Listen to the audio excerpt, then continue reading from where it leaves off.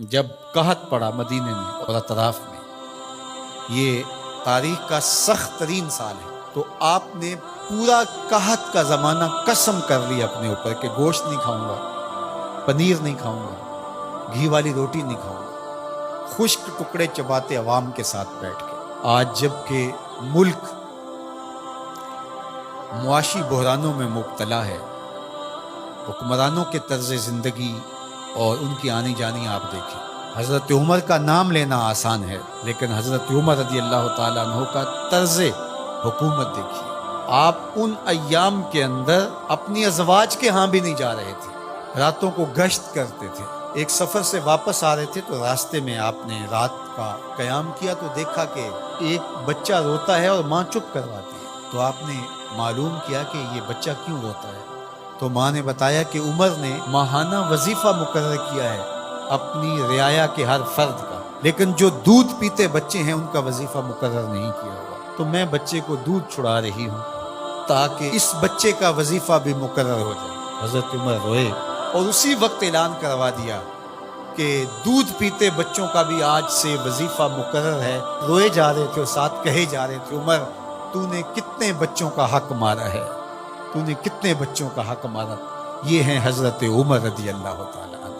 کفار کے لیے ان کی سختی، ایک وہ آپ کا باب ہے، ابو الخویسرہ ہو یا منافقین ہو، یا وہ شخص جو حضور کو کہتا ہے آپ عدل کیجئے، یا حضور کے فیصلے کا جو انکار کرتا ہے، حضرت عمر کی تلوار کیسے فیصلہ کرتی ہے، ایک وہ پہلو ہے، اور دوسرا رعایا کے لیے حضرت عمر رضی اللہ تعالیٰ عنہ کی یہ نرمی اور دل کے اندر یہ دقت اور یہ پیار، یہ حضرت عمر نے فلاحی ریاست کا وہ تصور دیا تھا جس سے اپنی رعایا کو اس طرح سے سہولت دی جاتی ہے۔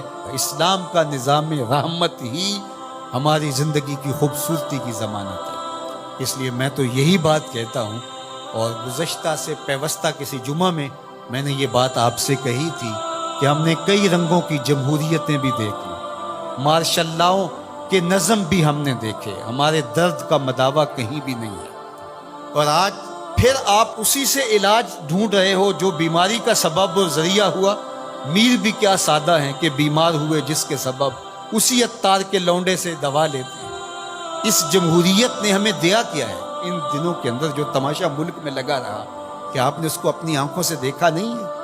کہتے ہیں کہ جمہوریت بہترین انتقام ہے۔ یہ کیا انتقام ہے؟ یہ تو عوام سے انتقام ہے، اور تمہارے اکاؤنٹ بھرتے ہیں اور تم پیسے بھر کے جو ہے وہ دیگر ممالک کے اندر شفٹ کر دیتے ہو، اور اس غریب عوام سے جو تم بدلہ لیتے ہو۔ غریب عوام تو وہاں کی وہیں۔ یہ مختلف رنگوں کی جمہوریتیں، یہ مختلف رنگوں کی مارشل لائیں اور مختلف رنگوں کے نظام انسانیت کو کچھ نہیں دے پائیں گے۔ بتاؤں تجھ کو رمز آیا ان الملوک، سلطنت اقوام غالب کی ہے کہ جادوگری، خواب سے بیدار ہوتا ہے یہاں محکوم، اگر پھر سلا دیتی ہے اس کو حکمران کی سہاری۔ دیوے استبداد ہے جمہوری کبا میں پائے کوب، تو سمجھتا ہے جس کو آزادی کی نیلم پری۔ یہ نیلم پری آزادی کی نہیں ہے، یہ دیو استبداد ہے، یہ جبر و استبداد کا دیو ہے جس کے اوپر اوڑھنا اوڑھا ہوا ہے جمہوریت کا۔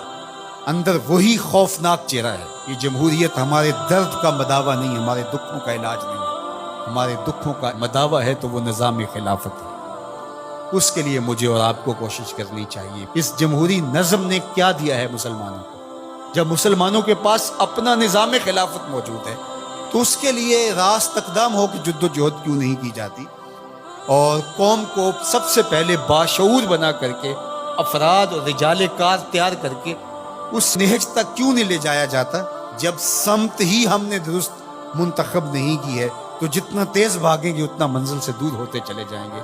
اس لیے اسلام کا نظام خلافت جس نے پرامن زندگی کا نور دیا، اسلام کا خلافت راشدہ کا دور دنیا کی تاریخ کا سنہرا دور ہے۔ تو حضرت عمر کا زمانہ دیکھیے اور ان کا انداز حکمرانی دیکھیے، فلاحی ریاست کا تصور دیکھیے، لوگوں کے حقوق جو انہوں نے دیے۔ یہ انسانیت کے حقوق کے چارٹر کے اندر جو باتیں لکھی ہیں، یہ چربہ حضرت عمر رضی اللہ تعالی عنہ سے لیا گیا۔ یہ سب سے پہلے قول حضرت عمر کا تھا کہ انسانوں کو ان کی ماں نے آزاد پیدا کیا ہے، کسی کو حق نہیں ہے کہ ان کو غلام بنا۔ تو انسانی آزادی کا وہ تصور اسلام نے دیا۔